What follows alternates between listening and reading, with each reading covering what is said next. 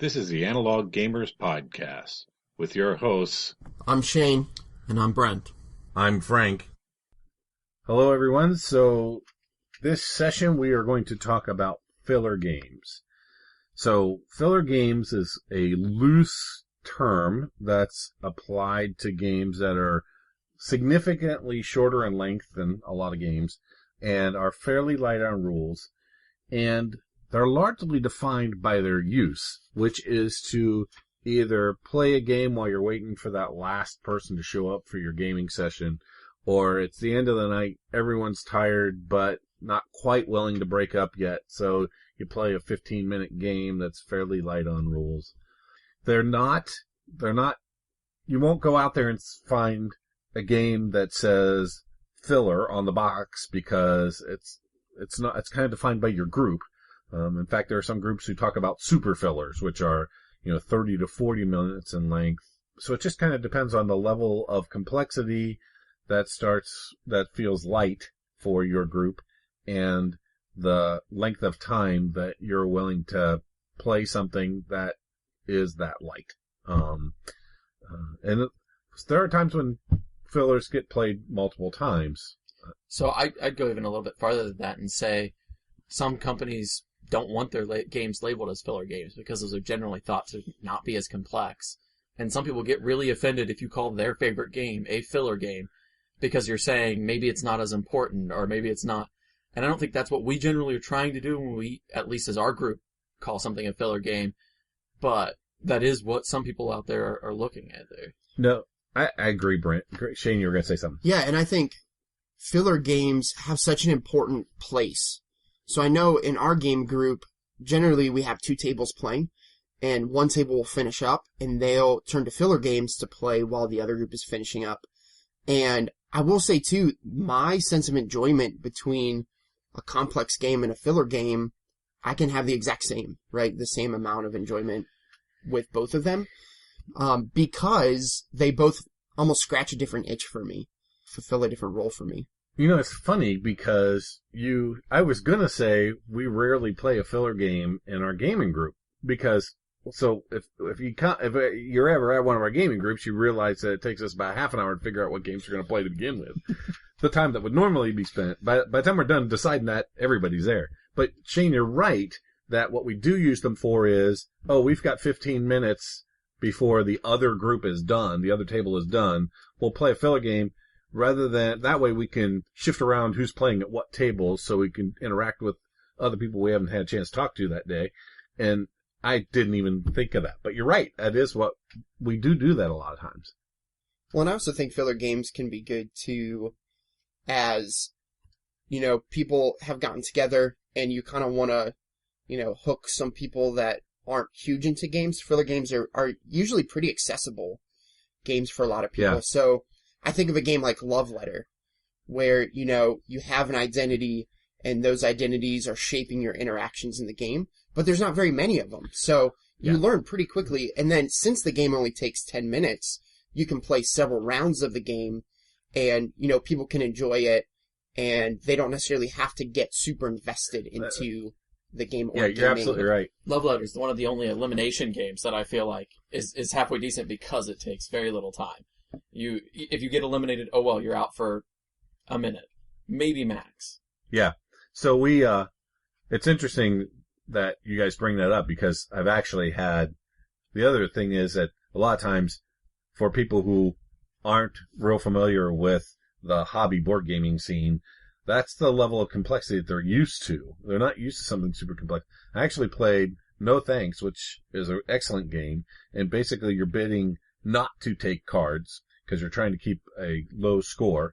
I played that at a scout event one time where it was an overnight, and we played that. I bet you we played that about 6 or 7 times in a row for 3 hours. I don't know if the math is right there, but man, we played for a long time, and they weren't long, but that's because that was the level of complexity that other people at the event were willing to play at. It was my first time with that game, so it was very fulfilling for me. A lot of times filler games do run thin for me, but I think you bring up an interesting point that in that circumstance, that game wasn't a filler game. It was the main the game. main game. So even games that on our game group might seem like a filler game aren't necessarily a filler game in all circumstances. That's either. true.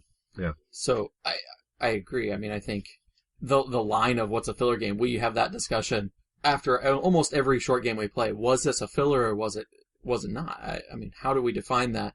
And I don't know if we have a good definition even for our own group, not to mention for anybody else. But we've kind of just defined it based on what we think we might play if our brains are already hurting or if we have a little bit of time. Not based on anything specific about the game itself. Yeah, Brent, I would agree. A lot of times it's how would we use this game going forward to fill time, not to fill time. Would it be the feature of the night? It's really interesting because these guys know, but I keep a spreadsheet of all my games that has all the criteria, and I can quickly say I want a game that's going to last about an hour with 3 players. That's this level of complexity that I already know how to play, and all of a sudden I go from 300 games to 10. It's ridiculous. The spreadsheet is ridiculous. It is pretty geeky, but with filler games, the problem is about that 30 minute mark. Is it a filler or not? It may not be. We got some 30-minute games that are, for instance, Tiny Epic Galaxies. I would not consider a filler, at least in the 2 plays I've had of it. But it is at 30 minutes. Yeah, but I think the reason in our minds that's not a filler is because it does have a complexity of rules that a game like Love Letter or even Sushi Go doesn't have. So I guess in my mind it's not just length, but also kind of complexity of game as well. Is it the complexity of the rules or the complexity of the strategy tactics combo? Almost both. What do you think, Greg? I think a lot of it's more the rules because it becomes accessible at that point. You're not going to have to explain a whole lot. You're not going to spend 30 minutes explaining the game only to play a 30-minute game. Or, even 15 minutes. You're not going to spend any portion of the game explaining it.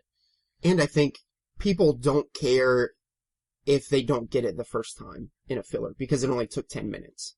Right? So in Love Letter, if you don't quite get it and you lose the first game, you put so little investment in it time-wise that you're like, okay, I had no idea what was going on, but now I know, so I can play and more brain strategically. power-wise, right? I mean, that's kind of what I'm hearing. So speed chess is not really a filler. Yeah, no. And as I mentioned, Sushi Go, I think that's a game that I've only ever played as a filler, but I think is a fantastic filler game and a fantastic game. So in Sushi Go, right, there's a bunch of different types of sushi. You're drafting and trying to build sets. So you start with a hand of, I think it's 7. You pick one card out of that 7. You play that card. You pass the 6 to the person next to you. Then you pick one of the remaining 6 you have, play 1, pass the 5. And, that game plays pretty quickly, 10 to 15 minutes. But it's also a game that's super enjoyable and gets to my table a lot because people are willing to just bust it out, whether we can't decide on the main game we want to play for the night, so we just want to get into something. We're waiting on some people to finish dinner or whatever it looks like. For me, Sushi Go, I think, is an ideal filler game because anybody can pick it up and play it. It doesn't take very long, and it fulfills a really important role of kind of getting people into playing games for the night, or, as we said before, when we're waiting for another table to finish playing. I think one that we picked up, a lot less now, but we picked up for a long time, anytime we were looking at a filler, is King of New York. It's an elimination game, but you're playing as large creatures trying to destroy New York and be the master of New York. It's King of the Hill meets monsters, right? In some ways. So we pulled it out a lot because people enjoyed this idea that they're a giant turtle in the game and get to destroy a Godzilla that's beating up the city. But it takes very little effort. It's a dice roller, so all you're doing is playing off your random chances, and you don't have to think about a whole lot. Yeah, really the only strategy is if you want to stay in the city or come out based on how much damage you've taken and how many players can damage you. So strategically, I mean, obviously you can keep dice, roll new dice, but it's really not too heavy strategic. I totally agree. So that one actually borders on too complicated for a filler for me. That one's getting to, because there are some things to think about in that game, and it probably actually has more to do with the fact that I've only played it like twice. I'm not familiar enough with it to be kind of automatic in playing it. With any game, obviously, familiarity with the game makes it a a more enjoyable experience because you're playing the game, not playing the rules. Go ahead, Shane. Well, and as Brent said, right, I think the group defines what a filler game is. I do. Because for a group that has played, complicated games and enjoys complicated games, so a game like Clash of Cultures, if that's your typical game, I think a game like King of Tokyo or King of New York does kind of fulfill that filler role. Whereas, a group that's playing, party games or card games or games simply like Ticket to Ride or Catan, they're not necessarily going to view a game like King of Tokyo, King of New York, whereas a game like Love Letter might be more the type of filler that they define. Which, one of the things that's interesting here is if you're used to playing party games as your main course, what's a filler then for you? And I think one of the things that for some of you listening, we probably should say that for us, it's not clear cut, and there are games that fit into more than one type of game. Codenames is one where Codenames is a party game, but it's also a filler. It only lasts about 10 minutes. Depending on what you define as when we're ending the game, I think probably a lot of party games could end up in that filler too. Yeah. I also think it's interesting we talk about filler games because very rarely when we're picking a game do we say, let's pick a filler, or it's time to play a filler. We just say... It just kind of happens. We just pick a game, we say we have 20 minutes. What game do we want to play in 20 minutes? So we don't necessarily think of games as filler games when we're looking for ones to play. We more think of like time-wise, what's going to fit in. So, we're kind of, Monday morning quarterbacking these games a little bit because in our actual experience, we don't necessarily process, is this a filler game versus a main game? That's a really good point. And I don't know about you, but I don't go buying filler games. I need a filler game for this. Right. I have games about the ancient world. I need a filler game in the ancient world. I don't think that way. So you're right. I find a game, and sometimes I pay attention to having a spread of times, but I think of that in terms of the time again, not is it a filler or not. Yeah, I think it really comes down to once we have it, and we've played it several times, where is it filling in our experience? What kind of role is it playing in our experience? Right, so Sushi Go I got because I played one game day. I think there was like 4 of us, and we were still waiting on people to come, and we just knew they were going to be late, so we pulled out Sushi Go and we played, and I just liked it so much that I went and got it because it is that type of game you can just pull out and play. So for me, it wasn't, oh, I want a filler game. It was, hey, I played this really fun game, and I know, my wife and her friends and my friends would play it, even if they're not gamers. And so for me, it wasn't necessarily, I need a filler. It was just, I really enjoyed this game. It didn't take very much time. Right. And it's accessible. Right. Yeah. I think that's the way I was with Love Letter. A game that I really enjoyed was Dead Man's Draw. So it's kind of bluffing, kind of a little bit of take that, kind of messing with the other players. Had some interesting, it's set collecting. It actually, it sounds more complex than a filler should be by the way we've defined it, but it actually isn't. And I actually had a lot of fun with that one. I think we played that, 4 times that night? At least. I think what's nice about it and a lot of filler games is that it even comes with its own prepackaged card that really explains almost all of the game to you. Right. So you have the rules, each person has their rules referenced right in front of them. Right. You don't have to go ask the question or say, did I do this right? Because you can see that you did right there. And of course, they never have a 20-page or 40-page rule book that you have to go leafing through either. Amen. Not that we mind those. We like those too. But...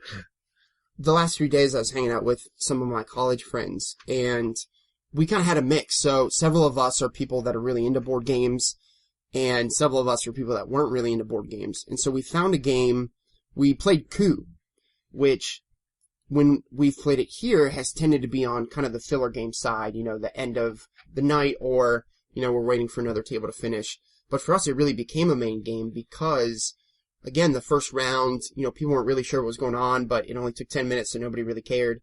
And then, we played it 4 or 5 times, and so it really kind of moved from a filler, in my mind, to being a main game with that type of group because it was so accessible and easy to pick up, and people were really enjoying it. And it was, all about the interactions that people were having rather than necessarily the game itself. Right.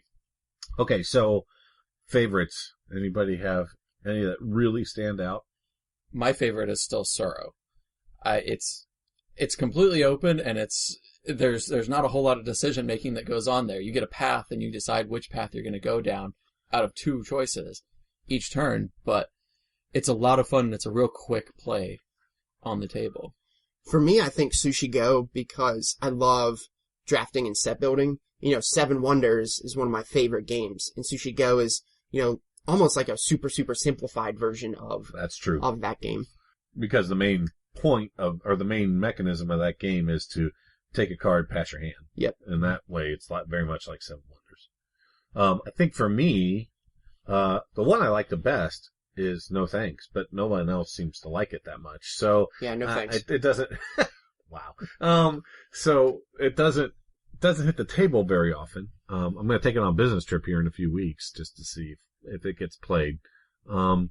So other than that, I don't know that I really have any. I've got several on my shelf that I have not played, and so the jury's still out, obviously, on those. I think Brent's favorite brings up a really interesting point of 2-player games as filler games.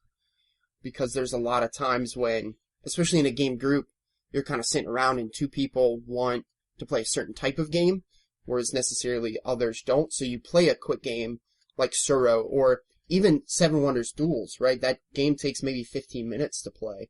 So 2-player games as fillers simply because typically a lot of them don't take as much time as multiplayer games.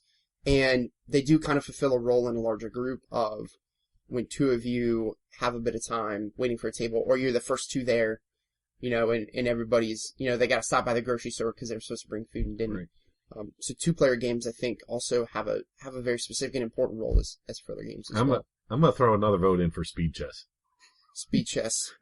All right, well, Frank's going to play a 1-player version of Speed Chess and probably lose. Whatever you need to call it, Frank, to feel better about it. That's great. So what we've talked a little bit about it. What don't we like about filler games? Generally, after we classify one that way, I think we're usually talking about because it didn't really do much for us filling wise. Even though it's called a filler game, we don't feel satisfied after them a lot of the times. Yeah, it's called a filler game because of the time, right? But really, if you're going to make more of an analogy towards dinner, it would be an appetizer game, the salad game. That doesn't sound good. I think for me is when I really, really enjoy filler games, and I can play multiple of them in a row. But when we pick one game that in my mind is filler, and that's the only thing that gets to the table that day or that night. I love appetizers, but if all I have are, breaded mushrooms and I don't get anything else, like, I'm not really fulfilled with that meal. But if I have, if we play Love Letter and Suro and King of Tokyo, if it's multiple, I can enjoy multiple of them and that seems fulfilling for me. But if we only play Love Letter for 3 hours, for me, that can get old. So what I'm hearing you say is if you get a cucumber sandwich and a finger sandwich with some meat and a couple other... Throw in a mozzarella stick, absolutely. Yeah, if I have the appetizer sampler plate, I'm happy with that. But if it's just one appetizer for the whole night, that one's a little rough. Okay, so I think the biggest problem I have with fillers is... What I've noticed is when I rate games on Board Game Geek, when I rate a filler, it's consistently lower than another game. And I think it's exactly what you're just talking about, what you two have just been talking about. And the fact is that I'm looking at it is how filling is this game going back to our meal analogy.